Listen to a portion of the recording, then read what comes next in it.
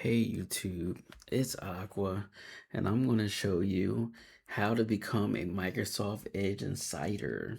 So I'm going to drop the link in the description below, and you're going to be able to install the dev browser, the beta browser, and the best browser, the Canary browser.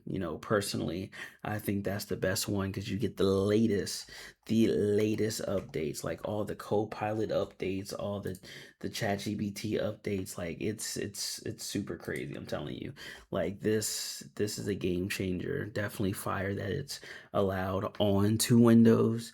So definitely give it a shot, and it's a lot of features that you're gonna like. So I'm gonna put the link in the description below. And remember, to become a Microsoft Edge Insider, you need to sell your soul. So, but yeah. If you have any other questions, let's get it. Let's go and download one of these browsers and take it for a spin. All right. Peace.